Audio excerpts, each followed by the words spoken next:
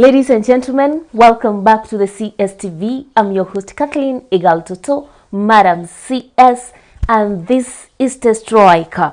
The Striker today leads us to Kenya's 2022 general elections. Stay tuned and have it raw and real. Kindly remember to subscribe, like, share, and comment on this video. It is exactly 1 week to Kenya's 2022 general elections. Each political party and coalition are amplifying their drumming for the success and victory of their candidates.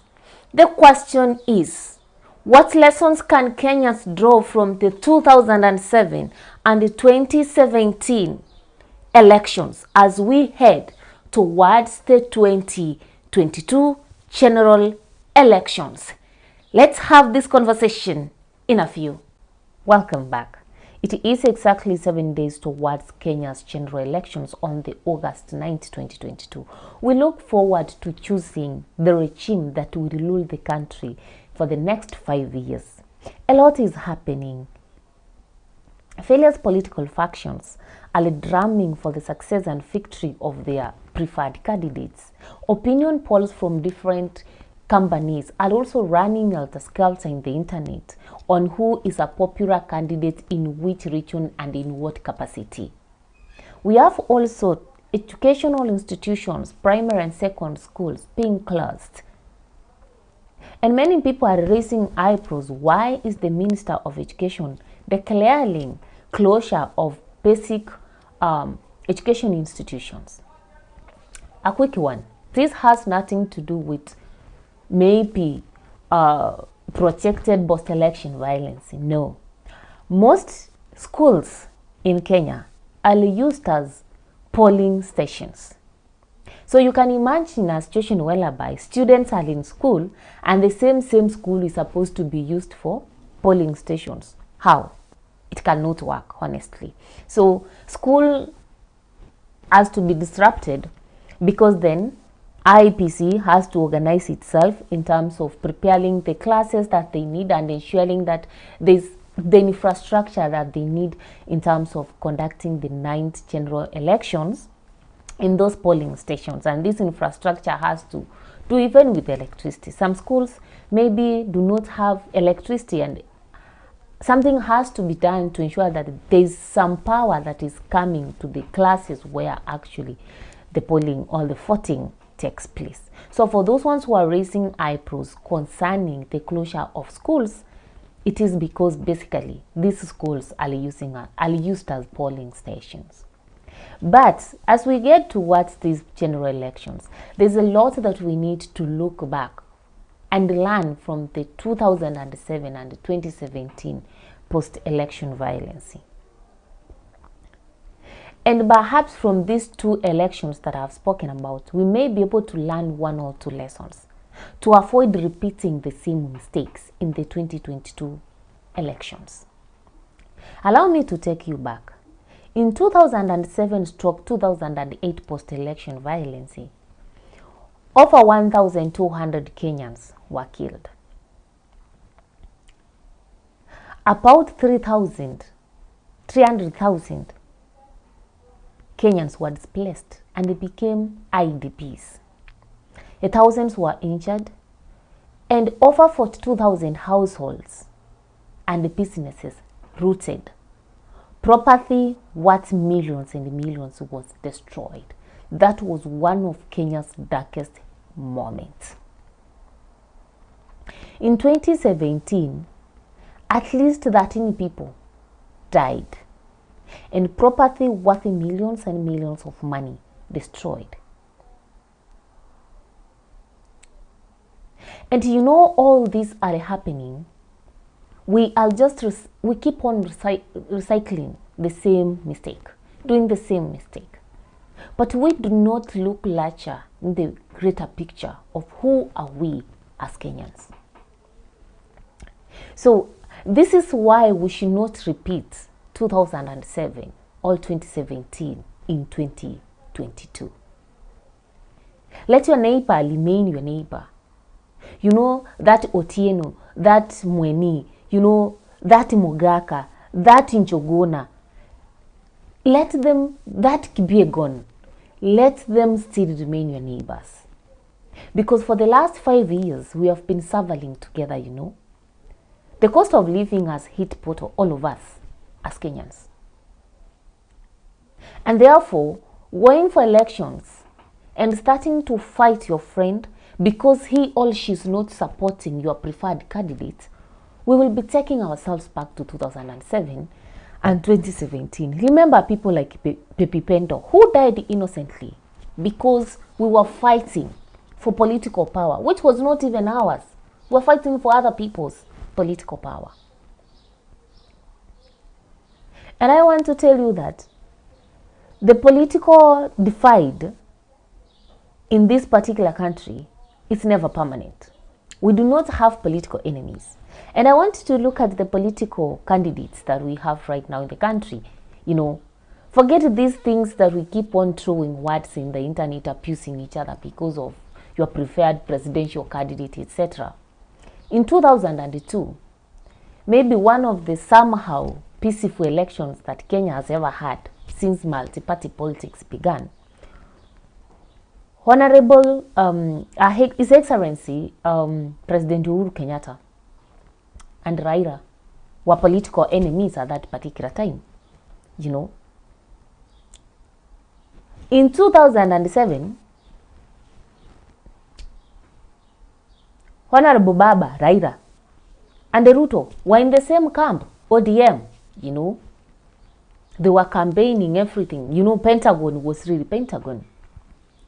But what happened? In 2013, 5 years later, Ruto and Uhuru were together, friends, you know. The National Alliance, you know. And they promised Kenya a lot of things. You know, we saw two large communities coming together, the Kalenjins and the Kikuyus, you know. And at that particular time, Raila and Uhuru were no longer friends, you know. And Ruto and Raila were no longer political friends. In 2017, Uhuru and Ruto managed to maintain their friendship for election purposes.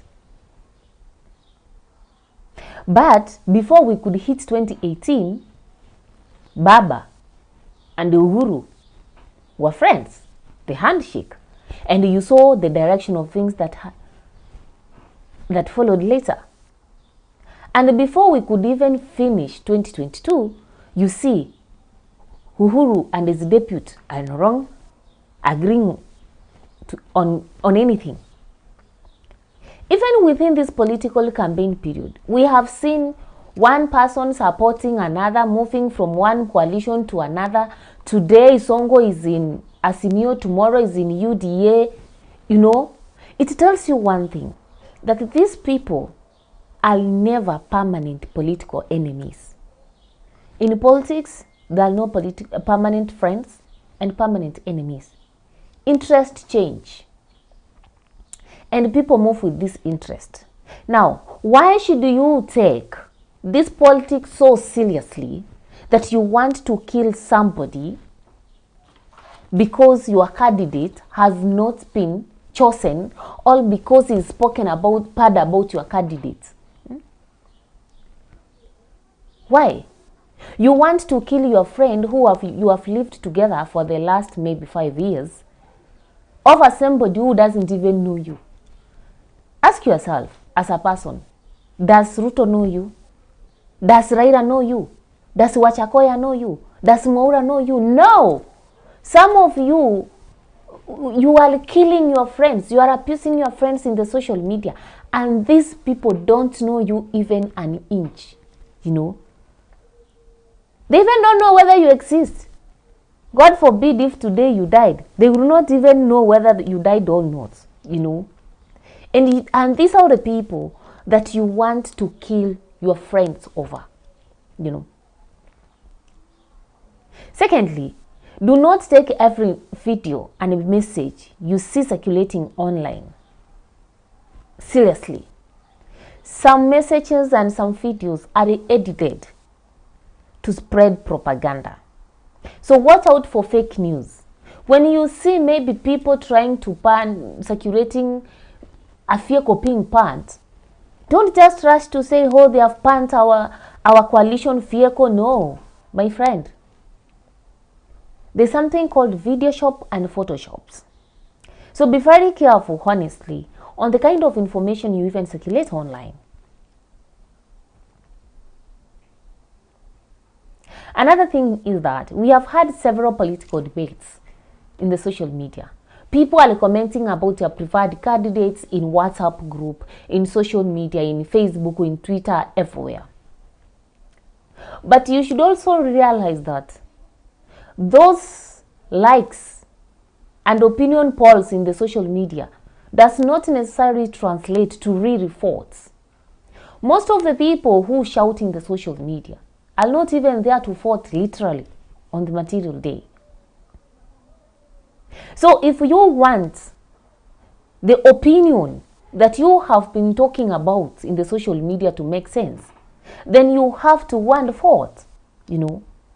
The noise you make in political rallies, the crowds we see in political rallies can only make sense if only you go and vote. But it makes no sense when you are in a WhatsApp group abusing people, drumming for the support of so and so, and you are not going to vote. So you give politicians fake hopes, then you don't turn up to vote. So they have the mentality, but I had the highest popularity. So the mentality of stolen votes starts coming in.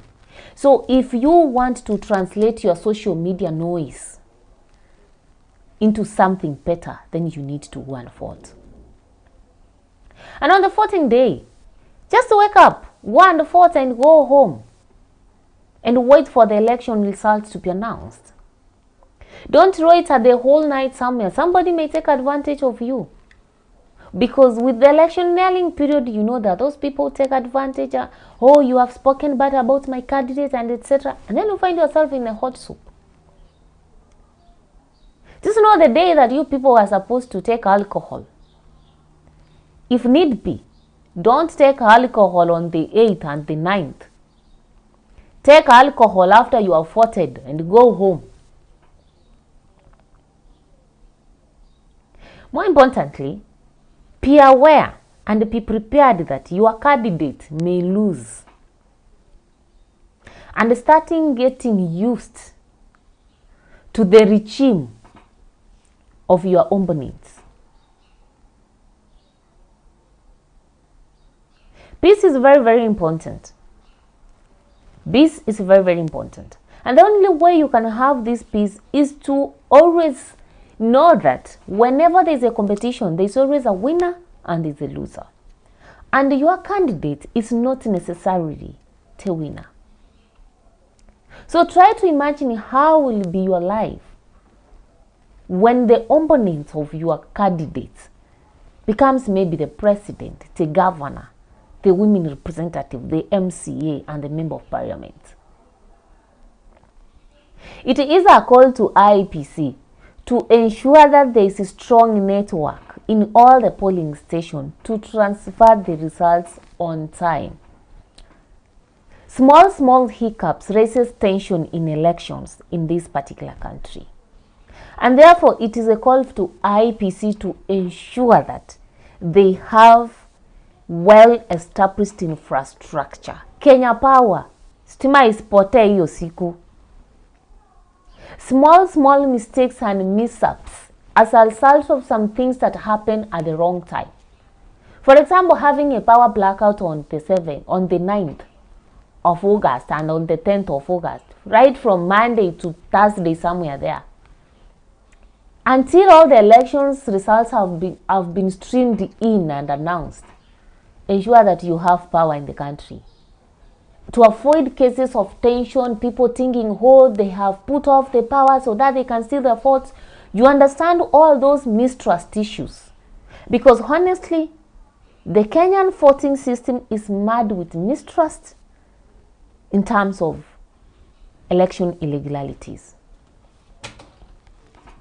The media houses, please, do not give us a half-baked results. Many times are those we see media houses running headlines like so and so takes Ari Reid, and then when the other polling station starts bringing results that favor the other candidates, you start now saying, oh, they have manipulated the results. You know, my candidate was leading.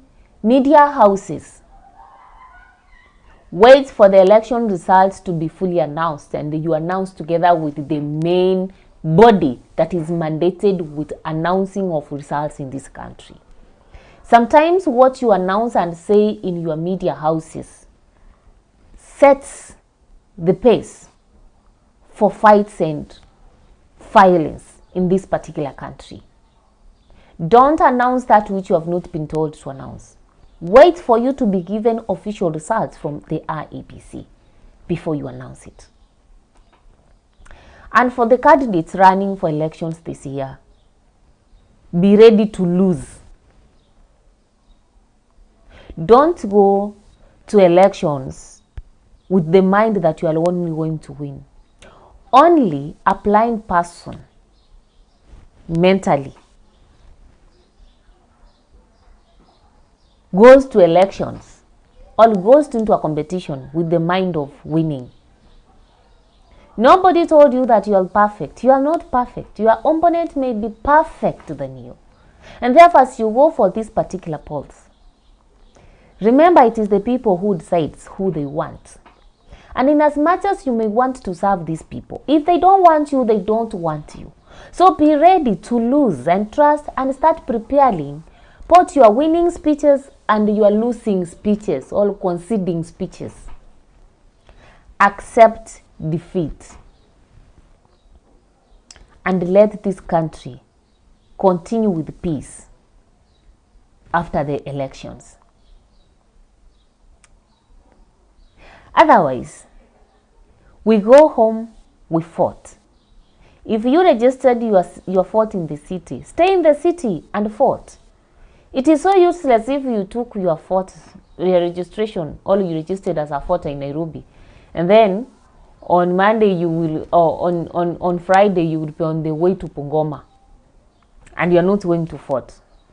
So let's all of us go and vote, and let's call for peace, peace, peace.